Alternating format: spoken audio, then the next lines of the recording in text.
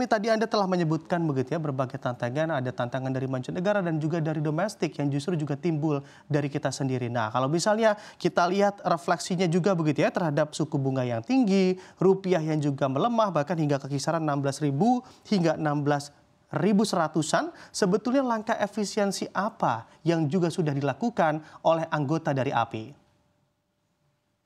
Ya mungkin intinya industri itu supaya efisien itu harus utilisasinya tinggi.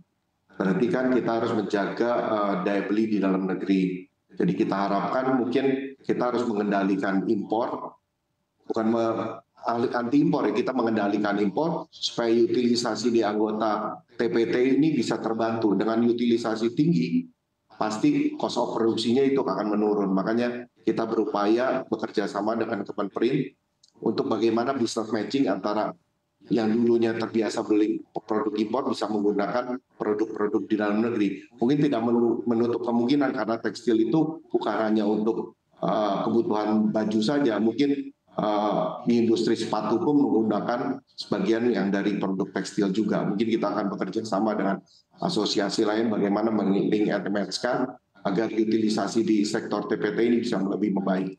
Oke, lebih detailnya lagi untuk sektor TPT, meningkatkan utilisasi ini seperti apa sih langkah-langkahnya Pak Jemi?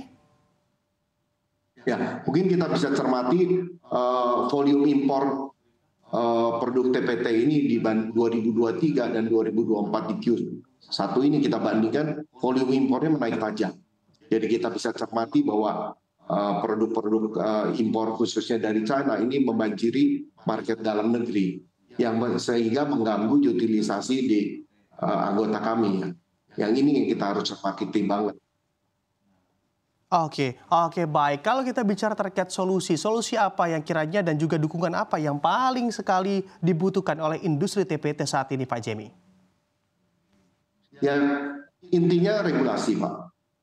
Ya mungkin regulasi yang sekarang keluar itu ada yang saya bilang Permendak 36, yang ada perubahan Permendak 7 tahun 2024, yang ada linknya dengan Permenprin 5 tahun 2024. Ini menjadi satu langkah yang bagus yang kita harus support dari industri TPT dan nasional. Ya memang dulunya itu banyak untuk mengimpor bahan baku itu tanpa menggunakan izin. Dan sekarang itu harus ada namanya izin impor atau melalui dengan pertek atau verifikasi yang dilakukan oleh Surveyor Indonesia or Sukovindo. Ya ini mungkin kita harus support dan kita mendidik mungkin staf-staf di anggota asosiasi kami untuk terbiasa bagaimana menjawab, mengisi dalam rangkaian proses untuk mendapatkan izin impor ini. Oke, baik. Kalau langkah untuk memaksimalkan volume dan juga nominal penjualannya di kondisi seperti saat ini harus dilakukan seperti apa Pak Jemi? Ya kita mesti menjaga istilahnya pengangguran PHK di mana-mana tidak berlanjut ya. Ujung-ujungnya kan daya beli lagi. Kalau industrinya rontok, sektor formalnya rontok, pasti daya beli akan terganggu. Yang ini kita harus cermati. Makanya saya selalu bicara persentage industri manufaktur terhadap GDP Indonesia, baiknya itu harusnya di atas 25%. Dan sekarang data terakhir yang pernah saya tarik ini di kisaran hanya 18%. Mungkin untuk Indonesia ini perlu kita perhatikan ya. Jangan sampai industri manufacturing Indonesia satu-satu rontok. Jadi bukan hanya sektor tekstil saja ya. Oke, tidak mencapai level ideal menurut Anda di level 25%. Apakah memang ini juga mengartikan bahwa memang PHK di sektor TPT juga masih terbuka lebar bahkan di tahun ini? Masih, dan mungkin di tahun ini pun setelah Lebaran masih ada berlanjut perusahaan TPT yang tutup ya. Mungkin saya tidak bisa sebutkan namanya, ya ini kita harus cermati bareng ini. Oke, baik. Dengan resiko atau potensi banyaknya PHK atau banyaknya industri TPT yang gulung tikar, menurut Anda masih prospektifkah ada pemain baru begitu di industri ini, Pak Jemi? Ujung-ujungnya regulasi, Pak.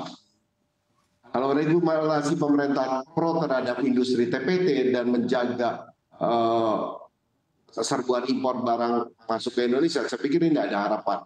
Memang kontraksi daya beli ini bukan terjadi hanya di Indonesia dan terjadi di luar negeri juga. Mungkin kita tak ketahui juga di Jepang juga daya belinya menurun. tapi jangan Indonesia menjadi sasaran buangan produk-produk TPT dari negara besar seperti China. Ini yang kita harus cermati ya.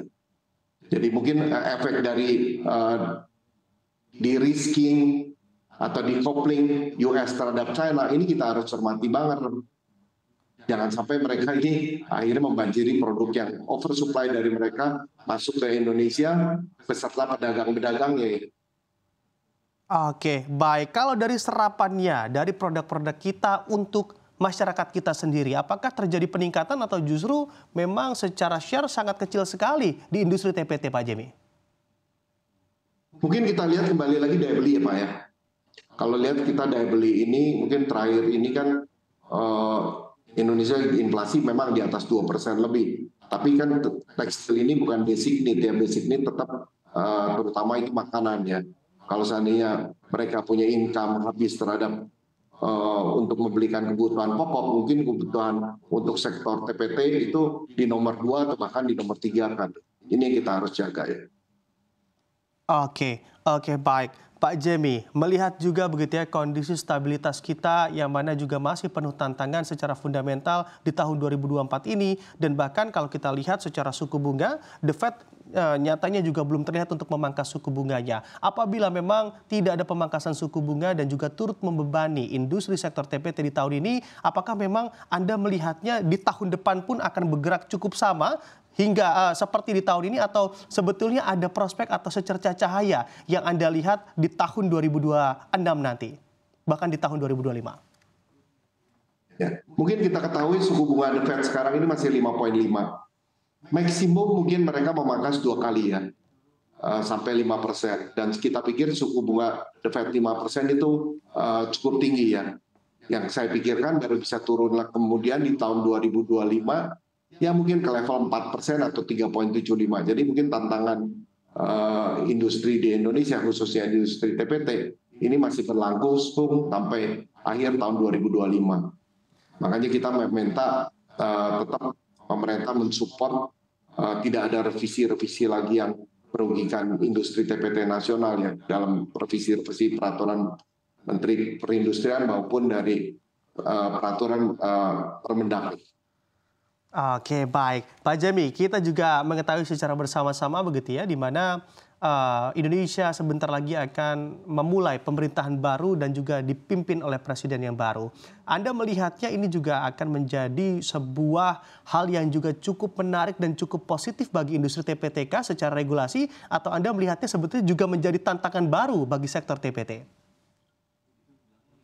Ya mungkin kita berharap dengan pemerintahan baru ini tetap bisa meneruskan regulasi-regulasi yang sudah cukup baik, dan kita tidak tinggal fine tuning regulasi mana yang perlu ada penyempurnaannya. Karena memang tantangan 2025 tidak mudah.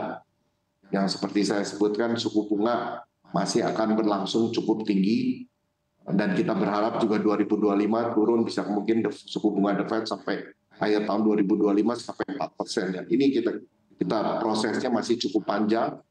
Ya, support regulasi itu kembali sangat dibutuhkan untuk keberlangsungan industri TPT Indonesia. Ya, ekosistem industri TPT yang kita harapkan yang dulunya cukup baik masih bisa terjaga dan masih ada dari hulu sampai hilir.